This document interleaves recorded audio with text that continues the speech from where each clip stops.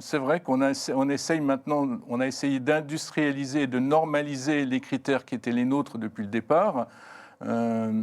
Et finalement, pour faire simple, on a une dizaine de propositions tous les jours, 3000, 3500 par an. Donc sur l'année, j'ai 3500 propositions de sourcing.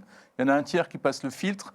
On a un comité d'investissement tous les soirs à 18h. Voilà. Donc on choisit, c'est oui, c'est non et pourquoi, à travers un filtre. Et les filtres, c'est vrai, 6 critères qui n'ont rien de sorcier. Encore faut-il les normaliser et puis avoir un axe qui ne dévie pas en fonction des circonstances.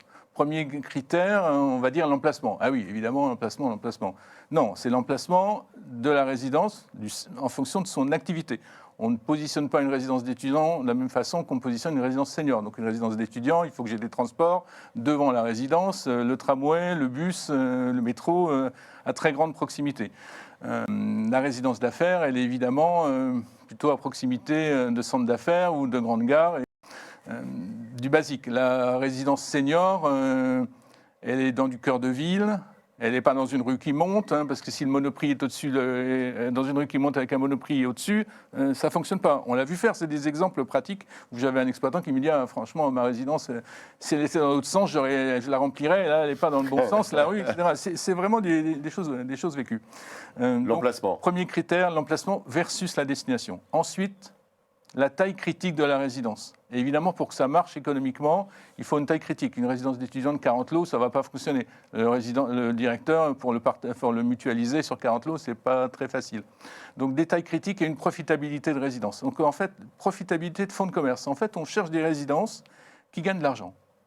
Voilà, qui ont un fonds de commerce positif, une vraie notion de fonds de commerce.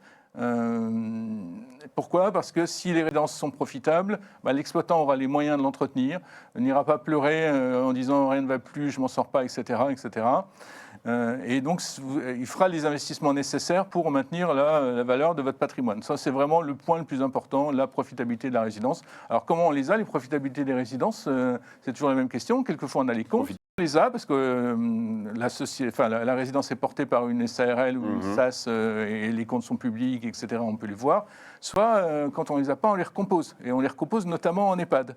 Quand j'ai de la mutualisation en EHPAD, j'ai besoin de recomposer le taux d'effort. Vous bâtissez un peu d'Excel et puis vous avez un modèle. D'accord. Puis quand vous n'êtes pas sûr, vous l'envoyez à l'exploitant, qui au début vous dit mais de quoi vous vous mêlez ? Puis à la fin, au bout de 10 ans, il vous dit plus ça. Mais vous avez un modèle de profitabilité d'une résidence. Voilà. Et c'est particulièrement important dans le monde de l'EHPAD et c'est particulièrement important dans le monde de l'affaire. Okay. Voilà. Donc il y a des règles, les taux d'effort, etc., la profitabilité de la résidence.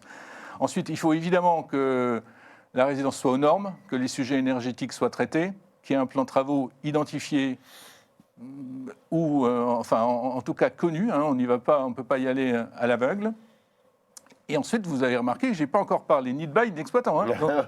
C'est dans cet ordre-là. C'est dans cet ordre. Ensuite, l'exploitant. Okay. L'exploitant, il faut qu'il ait des ressources financières, un track record, c'est-à-dire une expérience depuis un certain nombre d'années, donc qu'il ait des équipes, des méthodes, qu'il sache remplir une résidence, et aussi qu'il ait un comportement qui va bien avec les propriétaires. Comment marche le service propriétaire, comment sont traités les propriétaires le jour où il y a des travaux de ravalement, de petits entretiens. J'aurais des exemples incroyables à vous situer. Donc le comportement fait partie des critères, okay. En disant avec lui, que le financier, ouais. Avec lui c'est galère, il va me facturer ça, avec lui il est parfait, son service propriétaire. Voilà, ça compte. Quand vous mettez des clients sur du long terme, ça compte vraiment. Et à la fin, le bail. Mais vous avez vu, le bail, c'est à la fin. Parce que... évidemment, on souhaite un bail correctement rédigé, avec, si possible, la caution de la société mère, ça c'est parfait. Si possible, une cause résolutoire, ça c'est parfait. Mais ça reste un bail. Un bail sur une résidence qui ne gagne pas d'argent, ça reste un bail. Vous pouvez prendre, l'afficher à votre mur et le photographier. L'économique est plus important que le juridique. On l'a bien vu pendant la période du Covid. Donc c'est très le bail, oui, mais je ne fantasme pas. On ne démarre pas par ça. Je ne me laisse pas impressionner. Non, c'est la fin. Je ne me laisse pas impressionner par un bail de 18 ou de 20 ans. Qu'est-ce que ça cache, un bail de 18-20 ans ? Pourquoi il y a un bail de 18 ans ? Ah oui, c'est que c'était bon, ben, il fallait rassurer les investisseurs, je m'avais de 18 ans. Justement, c'est le premier critère de méfiance, moi, pour moi. Pourquoi, voilà. Donc on a des tas d'exemples, hein, tout le monde va comprendre de quoi je parle. Donc le bail, oui, mais à la fin. Donc vous passez voilà, 6 critères pour passer de tout à la molinette. Et après, on essaye de rester cohérent.